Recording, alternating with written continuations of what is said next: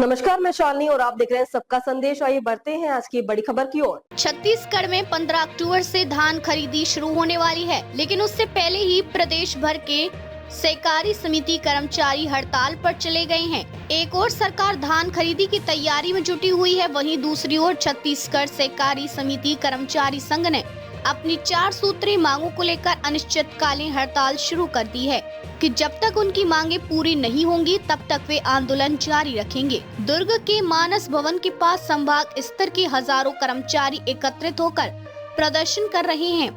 कर्मचारियों ने सरकार के खिलाफ जमकर नारेबाजी करते हुए कहा कि यदि उनकी समस्याओं पर समय रहते ध्यान नहीं दिया गया होता तो उन्हें सड़कों पर उतरने की नौबत नहीं आती। यदि उनकी समस्याओं पर समय रहते ध्यान दिया गया होता तो उन्हें सड़कों पर उतरने की नौबत नहीं आती। उनका आरोप है कि धान खरीदी के बाद उठाव में देरी होती है, लेकिन जिम्मेदारी समिति कर्मचारियों पर डाली जाती है। साथ ही उन्हें वेतन भी बहुत कम मिलता है। उन्होंने कहा कि सभी कर्मचारियों को नियमित वेतन और 12 माह का भुगतान सुनिश्चित किया जाए।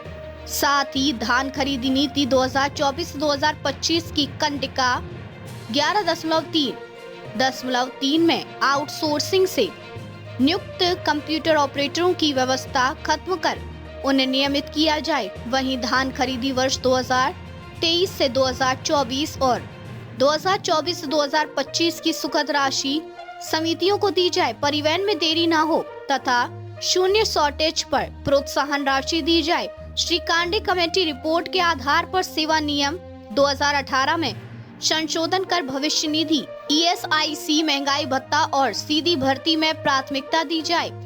ममता साहू ने भी आंदोलन में सक्रिय भागीदारी निभाई और कहा कि जब तक सरकार कैबिनेट में स्थायी बजट का प्रावधान नहीं करती और सभी समितियों को 3 रुपए प्रति लाख वार्षिक प्रबंधकीय अनुदान नहीं देती, तब तक आंदोलन जारी रहेगा। इस बीच दुर्ग कलेक्टर अभिजीत सिंह ने कहा कि समिति कर्मचारियों की कुछ मांगे राज्य स्तर की हैं और उन पर विचार किया जा रहा है। उन्होंने उम्मीद जताई है कि जल्दी इसका समाधान निकालने की दिशा में सरकार निर्णय लेगी ताकि धान खरीदी की प्रक्रिया प्रभावित न हो। सर, 15 तारीख से जैसा सरकार ने कहा धान खरीदी शुरू होगा, तो आप लोग तो धरने पर बैठे हैं। अब धान खरीदी कैसे होगी? धान खरीदी कैसे होगी, कैसे चलेगी, ये शासन जाने, प्रशासन जाने। हम लोगों को कोई शौक नहीं है कि दुर्ग में आकर यहाँ पर बैठे अपने घर बार को छोड़कर, ऑफिस कार्यालय को छोड़कर। तो हमारी जो मांग है, जो विगत वर्षों से लंबित है, उन मांगों को यदि ये पूरा कर देते तो आज यहाँ पर हमको हड़ताल में नहीं आना पड़ता। अब रही बात धान खरीदी कैसे चलेगी, धान खरीदी की व्यवस्था शासन की तरफ से जब उनके जो अनुविभागीय अधिकारियों को नियुक्त किया गया है वो सब करें। उनके पास और विभाग हैं, उनसे कराएं। जैसे ऑपरेटरों की रही बात, अगर उनको लगता है कि ऑपरेटर दोषी है धान खरीदी के जो कार्य में, तो उनके पास बहुत सारे विभाग के ऑपरेटर हैं, उनको 1 साल के लिए उनको हमारे जगह रख दे और हमको उनके जगह रख दे। तब जाके शासन को पता चलेगा कि वाकई में धान खरीदी में क्या विसंगतियां हैं। सोसाइटी जिला उपाध्यक्ष धरने पर बैठे हैं आप जी लोग, सर। क्या समस्या है? हम लोग 4 सूत्री मांग को लेकर आज धरने पे आए हैं सर। इसके पहले भी 24 तारीख को 1 दिवसीय किए थे, 28 तारीख को भी 1 दिवसीय किए थे। अब 3 तारीख को अनिश्चितकालीन आंदोलन पे लेके आए हैं। जब तक मांग पूरा नहीं होगा तब तक वापस नहीं होंगे। क्या लग रहा है सरकार क्यों नहीं मान रही है? अब क्यों नहीं मान रही तो वो जाने सर, हम लोग को क्या पता। हम लोग तो मांग जो कर रहे हैं वो तो जायज है, हम लेके ही रहेंगे। घर परिवार अब कैसे चलेगा आप लोगों का? कैसे चलेगा, पहले भी तो ले दे के चल रहा था, अभी भी चल रहा है जैसे चलेगा वैसे, पर मांग पूरी हो जाना चाहिए।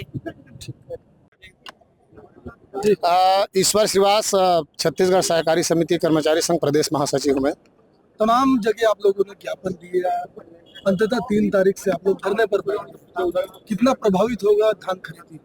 बिल्कुल निश्चित रूप से पूरे प्रदेश में प्रभावित होगी। ये दुर्ग संभाग है, दुर्ग संभाग के 7 जिले के हम पूरे वही कर्मचारी हैं जो धान खरीदी के पूरे जो व्यवस्था को हम लोग संभालते हैं। हमारे कंधों पर ही पूरी भार रहती है। हमारी जो मांग है विगत 2-3 सालों से लगातार हमारी जो मांग है चल रही है। 4 सूत्री मांग को लेकर हम लोग जरूर चल रहे हैं, लेकिन हमारा प्रमुख एक मांग है धान खरीदी के सुखद के संबंध में, जिसे हम काफी पीड़ित हैं। पूरा 2739 खरीदी केंद्रों में सरकार धान खरीदी करवा लेती है, लेकिन समय पर परिवहन नहीं कराती, बल्कि बीच बीच में कई प्रकार के आदेश और निर्देश दे करके हमको और दिग्भ्रमित करने का, परेशान करने का काम करती है। मैं आपको बता दूं, ये हमारे प्रदेश संगठन के उपाध्यक्ष हैं विनोद जायसवाल जी, पहले हम लोग अलग अलग संगठन में काम करते थे, तो ये दोनों के कंधे में सरकार जो है बंदूक रख के चलाती थी एक दूसरे के ऊपर और अपना काम निकला लेती